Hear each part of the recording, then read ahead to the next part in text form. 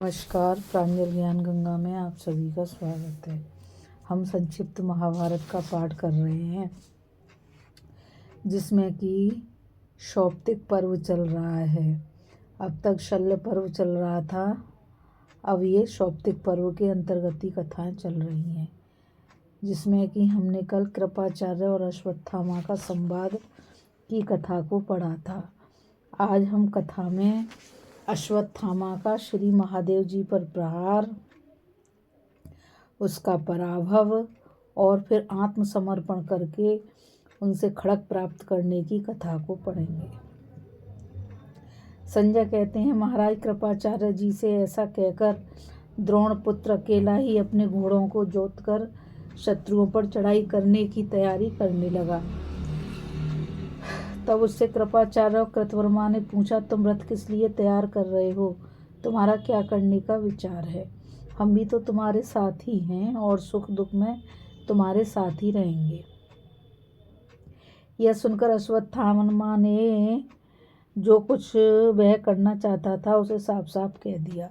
वह बोला, धृष्टद्युम्न ने मेरे पिता को उस स्थिति में मारा था जब उन्होंने अपने शस्त्र रख दिए थे, अतः आज उस पापी पांचाल पुत्र को मैं भी उसी तरह पाप कर्म करके कवचहीन अवस्था में मारूंगा। मेरा यही विचार है कि उसे शस्त्रों के द्वारा प्राप्त होने वाले लोक नहीं मिलने चाहिए। आप दोनों भी जल्दी ही कवच धारण कर लें, खड़ग तथा धनुष लेकर तैयार हो जाएं और मेरे साथ रहकर अवसर की प्रतीक्षा करें। ऐसा कहकर अश्वत्थामा रथ पर सवार हुआ और शत्रुओं की ओर चल दिया। उसके पीछे पीछे कृपाचार्य और कृतवर्मा भी चले। वह रात्रि में ही, जबकि सब लोग सोए हुए थे, पांडवों के शिविर में पहुँचे और उसके द्वार पर जाकर खड़े हो गए। वहाँ उसने चंद्रमा और सूर्य के समान तेजस्वी एक विशालकाय पुरुष को दरवाजे पर खड़ा देखा। उस महापुरुष को देखकर शरीर में रोमांच हो जाता था। वह व्याघ्र चर्म धारण किए था, ऊपर से मृग चर्म ओढ़े था तथा सर्पों का यज्ञोपवीत पहने हुए था। वो शंकर भगवान की जय। उसकी विशाल भुजाओं में तरह तरह के शस्त्र सुशोभित थे। बाजूबंदों के स्थान में बड़े बड़े सर्प बंधे हुए थे तथा उसके मुख से अग्नि की ज्वाला निकल रही थीं। उनके मुख, नाक, कान और हजारों नेत्रों से भी बड़ी बड़ी लपटें निकल रही थीं। उनके तेज की किरणों से शंख, चक्र, गदा धारण करने वाले सैकड़ों हजारों विष्णु प्रकट हो जाते थे। समस्त लोगों को भयभीत करने वाले उस अद्भुत पुरुष को देखकर भी अश्वत्थामा घबराया नहीं, बल्कि उस पर अनेकों दिव्य अस्त्रों की वर्षाशी करने लगा। वह देव अश्वत्थामा के घोड़े छोड़े हुए समस्त शस्त्रों को निकल गए। यह देखकर उसने एक अग्नि के समान देदीप्यमान रथ शक्ति छोड़ी, परंतु वह भी उनसे टकराकर टूट गई। तब अश्वत्थामा ने उस पर एक चमचमाती हुई तलवार चलाई, वह भी उसके शरीर में लीन हो गई। इस पर उसने कुपित होकर एक गदा छोड़ी, किंतु वह उसे भी लील गए। इस प्रकार जब अश्वत्थामा के सब शस्त्र समाप्त हो गए तो उसने इधर उधर दृष्टि डाली। इस समय उसने देखा कि सारा आकाश विष्णुओं से भरा हुआ है। शस्त्रहीन अश्वत्थामा यह अत्यंत अद्भुत दृश्य देखकर बड़ा ही दुखी हुआ और आचार्य कृप के वचन याद करके कहने लगा, जो पुरुष अप्रिय किंतु हित की बात कहने वाले अपने सुहृदों की सीख नहीं सुनता, वह मेरी ही तरह आपत्ति में पड़कर शोक करता है। जो मूर्ख शास्त्र जानने वालों की बात का तिरस्कार करके युद्ध में प्रवृत्त होता है, वह धर्म मार्ग से भ्रष्ट होकर कुमार्ग में जाने से उल्टे मुंह की खाता है।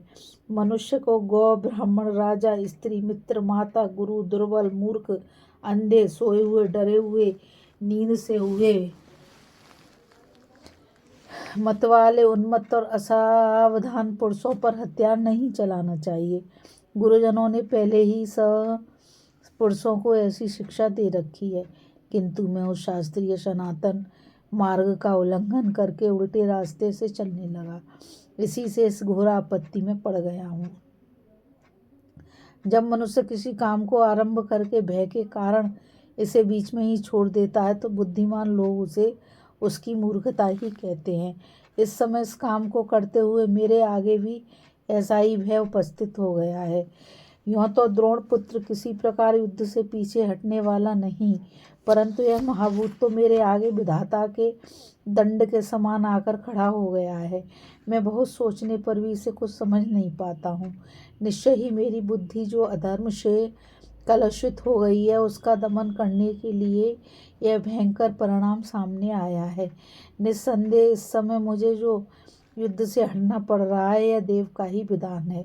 सचमुच देव की अनुकूलता के बिना आरंभ किया हुआ मनुष्य का कोई भी काम सफल नहीं हो सकता। अतः अब मैं भगवान शंकर की शरण लेता हूँ, जो जटाजूटधारी देवताओं के भी वंदनीय उमापति, सर्व पाप हारी और त्रिशूल धारण करने वाले हैं। वे ही इस भयानक देवी विघ्न को नष्ट करेंगे। ऐसा सोचकर द्रोण पुत्र अश्वत्थामा रथ से उतर पड़ा और देवादिदेव श्री महादेव जी के शरण होकर इस प्रकार स्तुति करने लगा। आप उग्र हैं, अचल हैं, कल्याणमय हैं, रुद्र हैं, शर्व हैं, सकल विद्याओं के अधीश्वर हैं, परमेश्वर हैं, पर्वत पर शयन करने वाले हैं, वरदायक हैं, देव हैं, संसार को उत्पन्न करने वाले जगदीश्वर हैं, नीलकंठ हैं, अजन्मा हैं, शुक्र हैं, दक्ष यज्ञ का विनाश करने वाले हैं, सर्वसंहारक हैं, विश्वरूप हैं, भयानक नेत्र वाले हैं, बहुरूप हैं, उमापति हैं, शमशान में निवास करने वाले हैं, गर्वीले हैं, महान गणाध्यक्ष हैं, व्यापक हैं, खंडवा खाट का पाया धारण करने वाले हैं। आप रुद्र नाम से प्रसिद्ध हैं। आपके मस्तक पर जटा सुशोभित है। आप ब्रह्मचारी हैं और त्रिपुरासुर का वध करने वाले हैं। मैं अत्यंत शुद्ध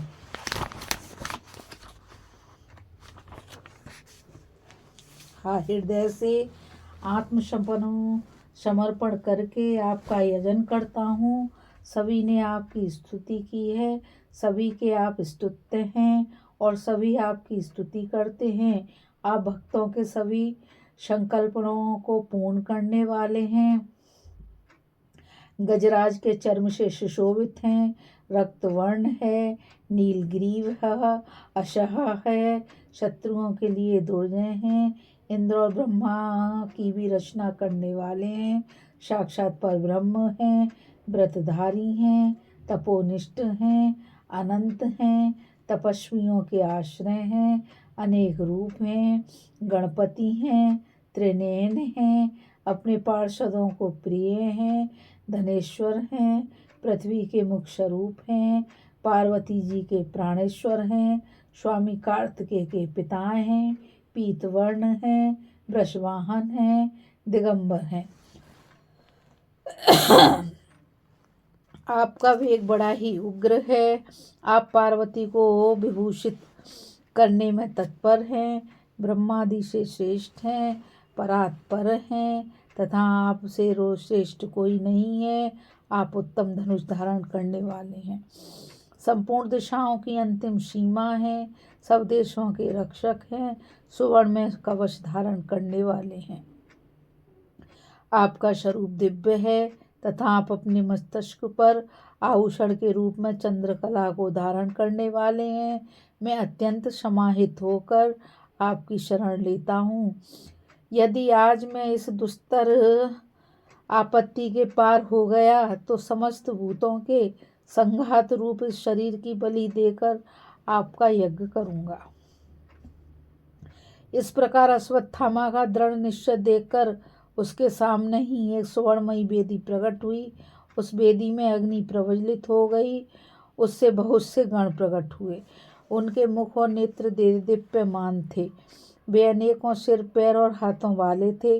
उनकी भुजाओं में तरह तरह के रत्न जड़ित आभूषण सुशोभित थे तथा वे ऊपर की ओर हाथ उठाए हुए थे। उनके शरीर दीप और पर्वतों के समान विशाल थे। वे सूर्य और चंद्रमा, ग्रह और नक्षत्रों के सहित संपूर्ण भूलोक को धराशायी करने की शक्ति रखते थे तथा उनमें जरायुज, अंडज, स्वदज और उभिदज चारों प्रकार के प्राणियों का संहार करने की शक्ति थी। उन्हें किसी प्रकार का भय नहीं था। वे इच्छानुसार आचरण करने वाले थे तथा तीनों लोगों के ईश्वरों के भी ईश्वर थे। वे सर्वदा आनंद मग्न रहते थे, वाणी के अधीश्वर थे, मत्सरहीन थे तथा ऐश्वर्य पाकर भी उन्हें अभिमान नहीं था। उनके अद्भुत कर्मों से सर्वदा भगवान शंकर भी चकित रहते थे तथा वे मन, वाणी और कर्मों द्वारा सर्वदा उन्हीं की आराधना करते थे। इससे भगवान शंकर भी सर्वदा अपने औरस पुत्रों के समान उनकी रक्षा करते थे। ये सब भूत बड़े ही भयंकर थे। इनको देखने से तीनों लोग भयभीत हो सकते थे, तथापि महाबली अश्वत्थामा उन्हें देखकर डरा नहीं। अब उसने स्वयं अपने आप को ही बलि रूप से समर्पित करना चाहा। इस कर्म को संपन्न करने के लिए उसने धनुष को समिधा, बाणों को दर्भ और अपने शरीर को ही हवि बनाया। उसने सोम देवता का मंत्र पढ़कर अग्नि में अपनी आहुति देनी चाहिए। उसी समय वह हाथ जोड़कर भगवान रुद्र की इस प्रकार स्तुति करने लगा। विश्वात्मनम, इस आपत्ति के समय आपके प्रति अत्यंत भक्ति भाव से मैं समाहित होकर यह भेंट समर्पित करता हूँ। आप इसे स्वीकार कीजिए। समस्त भूत आप में स्थित हैं, आप संपूर्ण भूतों में स्थित हैं तथा आप ही में मुख्य मुख्य गुणों की एकता होती है। विभो, आप समस्त भूतों के आश्रय हैं।